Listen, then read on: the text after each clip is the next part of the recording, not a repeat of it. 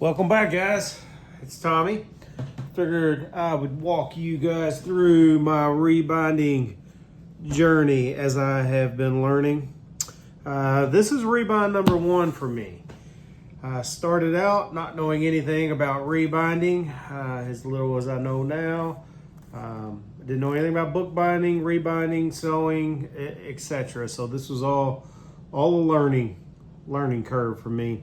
So this is rebind number 1. This is a lambskin liner. It's really soft.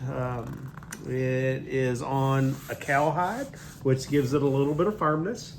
I chose some blue ribbons, and to my shame, I got paint on those ribbons. So full disclosure here, I'm not hiding anything. This is a Bible that I learned a lot from. This Bible was a Bible that was sitting on my bookcase for 20 years. It is a King James Version Rainbow. Picked it up at Sam's 20-something years ago, and it's barely been touched. It had like a paper cover, nothing much special about it, other than it was the second Bible that I ever owned. So with that said, I decided that I would use this as a learning tool, and I put some leather on it.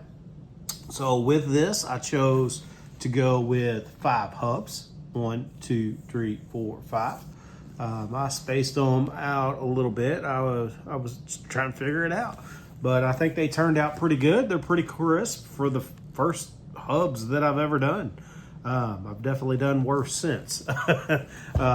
So this has a pretty good size little yap. I would say that it's almost a full yap, but to my shame, my side measurements did not turn out right.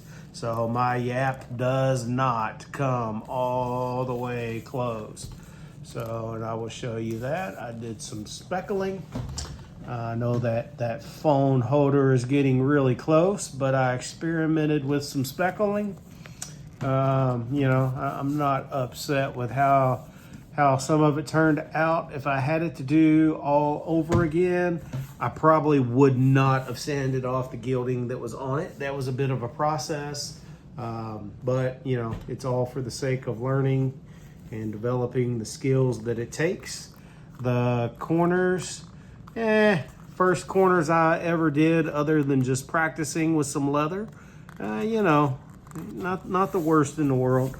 Not the best either. Definitely some amateurs. Yeah, like that one's pretty rough. I think I've gotten a little bit better at my corners since then for sure, but I've done a lot of practicing. There's a lot of stuff that's rough on it. Edge line on the inside's rough, but you know what?